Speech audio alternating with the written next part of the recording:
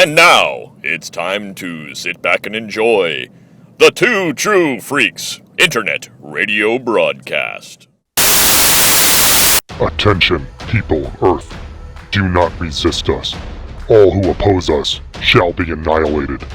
We command the most powerful army of monsters in the universe.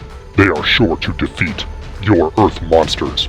All those who are hearing this are now under the control of the Earth Destruction Directive.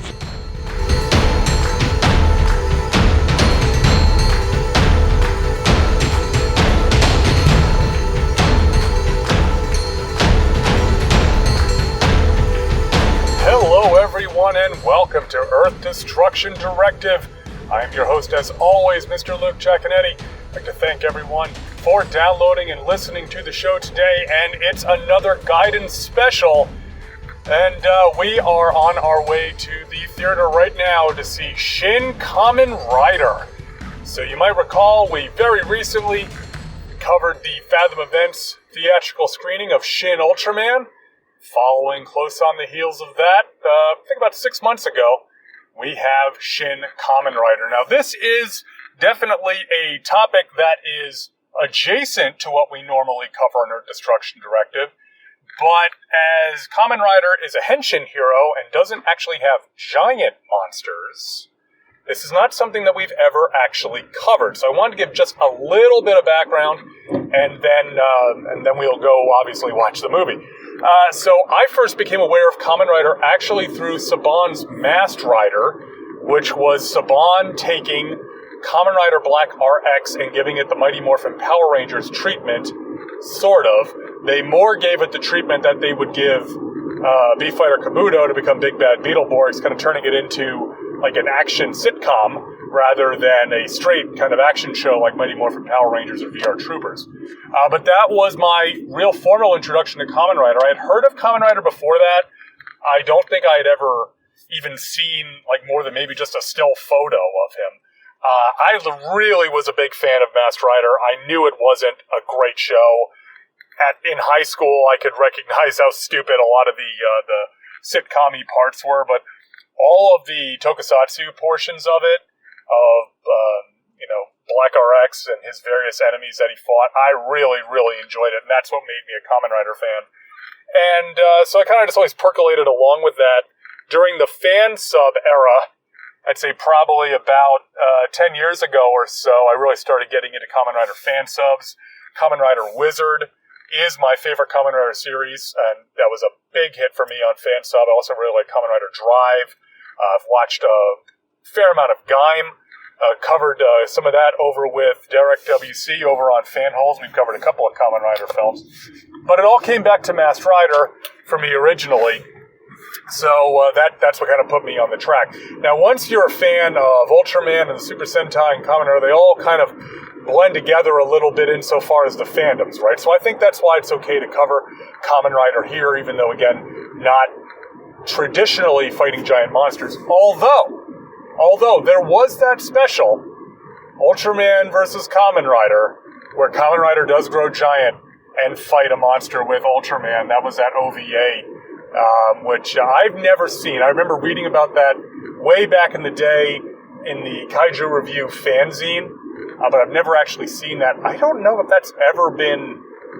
it must have been fan subbed at some point. It's never obviously been released officially, but maybe I can find that and at least watch it raw. We can cover it at some point. But in any event, the same crew that was with me to go see Shin Ultraman, we are meeting up again at the same theater to go see Shin Kamen Rider, and we are going to the same restaurant, so we are going to go eat sushi again. Now, the restaurant that we eat at is called Sushi Kingdom, okay? And so the last time we went to Sushi Kingdom, we went and saw Shin Ultraman. Before Shin Ultraman, they had the trivia and other stuff before the screening of the film. And what was interesting is that the trivia featured scenes from Ultra Galaxy Fight, and one of the questions, I believe, was, who are the enemies that the Ultra Heroes fight in Ultra Galaxy Fight, The Destined Crossroad? And the answer, of course, is the Kingdom. And so it struck me. Sushi Kingdom? The Kingdom? It's all right there. It's synchronicity, baby.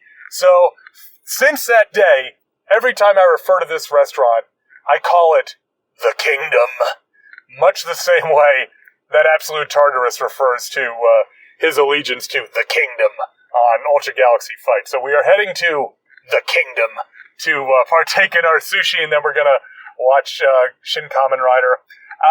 Much like Shin Ultraman, I haven't followed much at all of the background of this. I've seen the trailer, and I kind of know the general gist, that it's sort of, I'm guessing, similar in approach to Shin Ultraman, and that it's taking a look at the original series and then remaking it for the modern day. I'm going in pretty completely blind on this one. I am just excited to see Kamen Rider on the big screen. Like I said, Kamen Rider, I'm not as big a fan of Kamen Rider as I am of Ultraman, but I do really, really like Kamen Rider, and I'm very excited for this. And should be a lot of fun. And again, similar to Ultraman, maybe this means we'll get a Blu-ray release or a DVD release shortly after this theatrical screening. Now, I do want to say, I am seeing this, as I'm recording this is May 31st. There is another screening June the 5th. So I will get this episode out before June the 5th. If you are listening to this, there is another screening. There's not just one. So you have a little less than a week to make that plan if you want to go see it if you missed the first one. So, all right, that's all I've got. I am pulling up to the shopping center where the Kingdom and the movie house are both located. So I am going to sign off. I'm going to go eat dinner. I'm going to watch the movie, and we will catch you on the other side with Shin Kamen Rider right here on Earth Destruction Directive. Count Dragon and his legion of mutant marauders seek to enslave Earth. Who will save us? Masked Rider, the powerful and awesome teenage hero from outer space with his incredible battle cycle, the Combat Chopper. And when he transforms into Masked Rider Super Gold, not even the evil Cyclopter can stand in his way for long. Masked Rider from Bandai. All right, folks, we are back. Just got out, and I've got to say that was really, really something. Up first, though, don't want to bury the lead. I know what everybody is. If they've got it on their mind, they want to know the answer. The sushi at the Kingdom was fantastic. Great sushi, as always, at Sushi Kingdom. Big props to those nice folks over there. Now, as far as Shin Kamen Rider, first off, I do want to say this was kind of odd. When we went to see Shin Ultraman, I mentioned this in the first half of the episode, they did a lot of pre-show stuff. They had a little interview.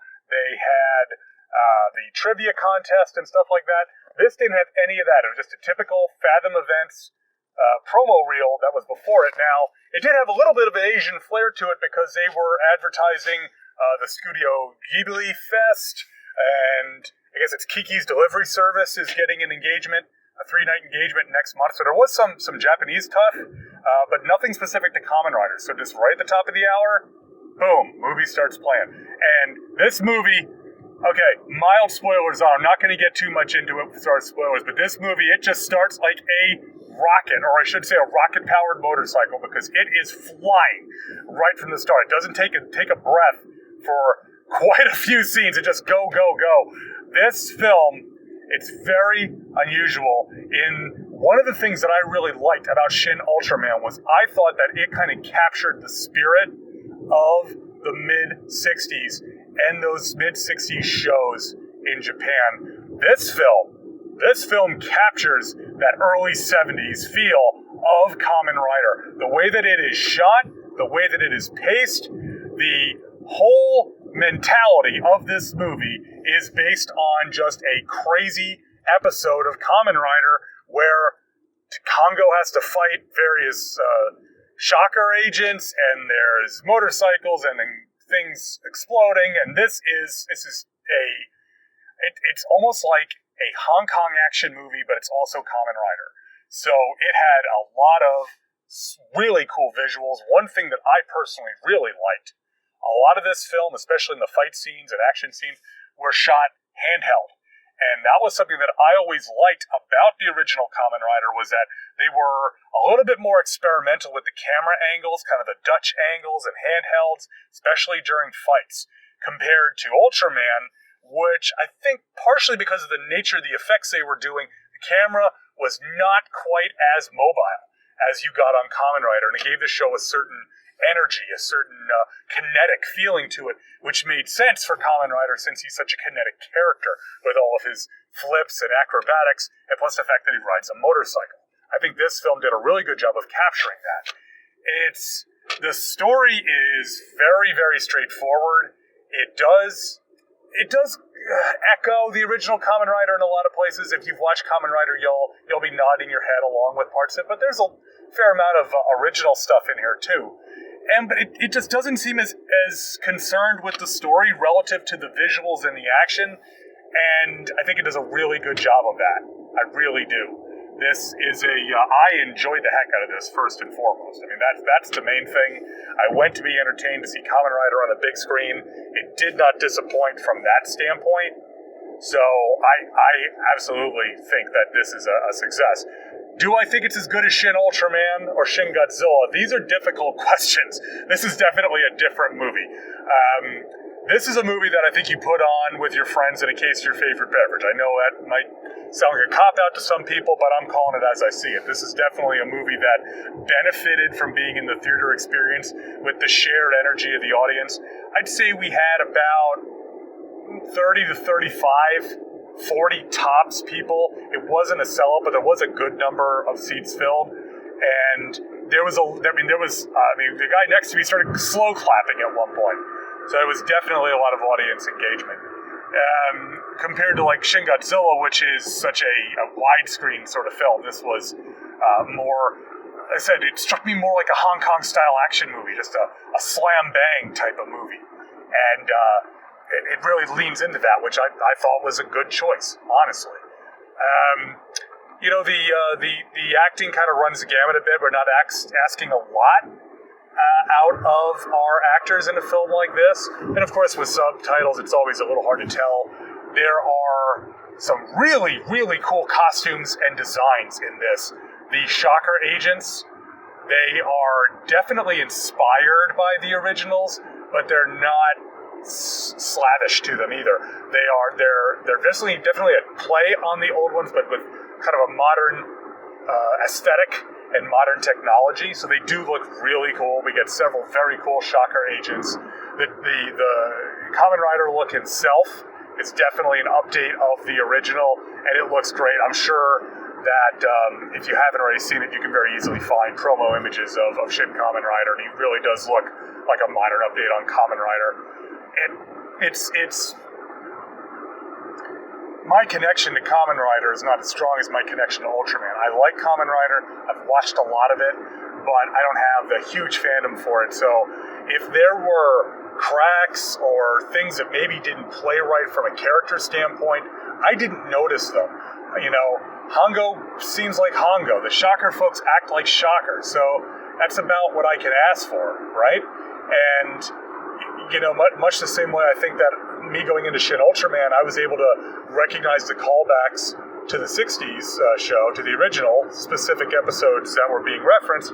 There were certain aspects of this. I was like, I remember that Shocker agent. I remember, little things like that. So to me, I think this was a fun night at the movies. I had a lot of fun with this movie. It is a crazy, crazy action movie. Now, I do want to say this. This is very odd and did surprise me quite a bit, especially in, I'd say, the first act of this film, and then in the last reel. There is a fair amount of blood. Now, it is like, again, that sort of over-the-top gruesome blood where it's like, pressurized inside of people. I was not expecting to see this level of blood in this movie. So if you've got young kids, just be aware. It's not frightening per se, but I guess it could be upsetting. You will know what is appropriate for your kid or not. Just there's a couple of scenes in this where there's quite a bit of blood during fights, and there's a couple of themes that are touched on that are more mature, and again maybe a little bit much for the real younger set. They did actually show as part of the opening credits, the rating from the Iron Board, which was, I think, 12+, which would be roughly equivalent to PG-13. I think PG-13 is the right level for this. So if you've got younger kids, or if you've got kids in general that are interested in seeing this, just consider it a PG-13 and, use your best judgment on that. Now, as I said in the first segment, there is a second showing next week on June the 5th. And honestly, I think if you're listening to Earth Destruction Directive, you probably get a kick out of this wild and crazy Japanese action movie with a guy who's half grasshopper fighting other monsters that are half bug. I mean, that's all I can say. I mean, that pretty much says it all, right? So, to me, I enjoyed this. I'm really hoping that we're going to get a Blu-ray release. Easy for me to say, because I will definitely be picking that up. But until we hear something, this is all we've got. If this is just something that I see this one time, I had a blast watching it. And I think if you're listening to my show, then you'll probably also have a blast watching it too. So, that's about all I've got, folks. Like I said, I'm heading home. So, hey, if you watched Shin Kamen Rider, send me an email, earthddestructiondirective@yahoo.com. You can get me on Facebook, you can get me on Twitter, you can get me on YouTube, you can get me on the Discord channel. I want to hear what people had to say about this. If you listen to this episode and you decide you're going to go see it next week, send me an email next week and let me know what you thought about it, because I am really curious, because much as Shin Godzilla and Shin Ultraman were divisive, I think this movie's going to be divisive. And maybe that's good, and maybe that's bad. I personally think it's good to have a movie that's divisive sometimes, because it gets people talking. And you can say, well, I liked this, but I didn't like this. And you can ask, well, why didn't you like that? What didn't work for you? What did work for you? Okay? It's okay to have disagreements in the fandom, folks, but we got to actually have discussion, not just amateur name-calling and finger-pointing. Okay? So, that said, I enjoyed Shin Kamen Rider. If you guys or gals saw Shin Kamen Rider, please send me feedback, because I'd love to hear what you thought about it. That's all I've got. So that's what I'm going to say. I'm going to sign off with that. So until next time, keep 'em stomping and Rider Kick! This has been Earth Destruction Directive, a Daikaiju podcast, produced and created by me, Luke Giaconetti, as part of the Two True Freaks Internet Radio Network, available at twotruefreaks.com. This is a fan work celebrating the history and culture of Japanese giant monsters. All movies, TV shows, comic books, characters, and other intellectual property is copyright their respective copyright holders, and no infringement is intended or implied. If you would like to send an email to the show, you can email me at earthdestructiondirective@yahoo.com. I try to respond to all emails, and if you send in some comments, I will read them on the show. All episodes of Earth Destruction Directive can be found at twotruefreaks.com. You can also find the show on your favorite podcatcher. Just search for Earth Destruction Directive. You can even leave a review on your podcatcher of choice if you'd like. You can find me on Facebook. Just search for first name Luke, last name EDD. You can also get in touch with me on Twitter. Just search for the handle @LJacone. That's LJACONE.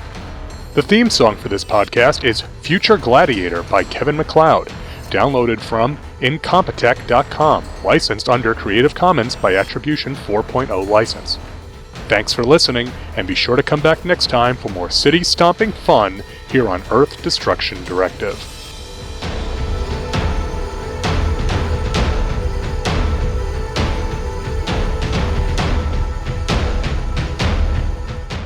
Tune in next time to hear the crusty old podcaster from Oklahoma say, There's a WTF moment if I ever saw one.